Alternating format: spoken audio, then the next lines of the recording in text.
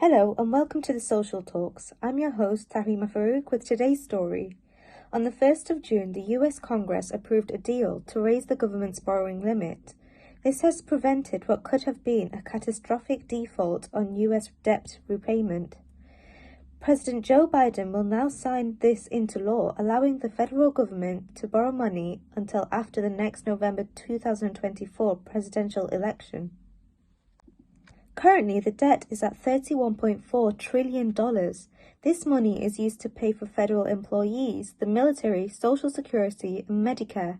This debt includes interest and tax refunds. In the recent deal passed by Congress, a limit has not been suggested to how much debt the US can go into for this. Instead, the limit or ceiling has been suspended entirely until 2025. This allows the federal government to ensure that the next debate over raising the ceiling will not interfere with the November 2024 presidential election. The Republican Party wants to overall freeze spending for 10 years and raise defense spending while cutting other budgets. Defense spending would increase to $886 billion, which amounts to a 3% rise on this year. However, the legislation will save $1.5 trillion over a decade, according to the Congressional Budget Office. Funding for medical care of military veterans will also be made full.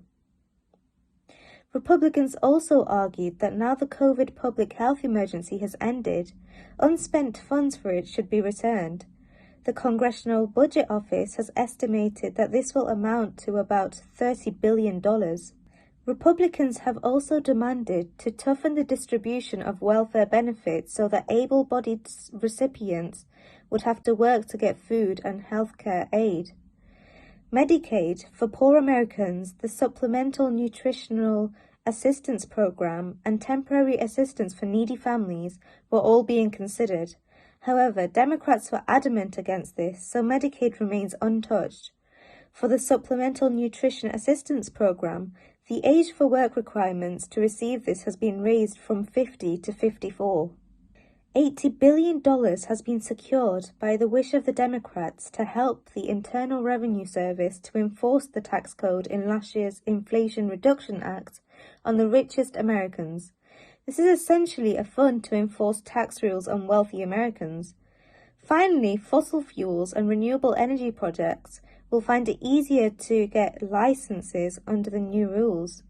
Not included in the deal includes student loan relief, tax hikes on wealthy Americans, and funding for clean energy.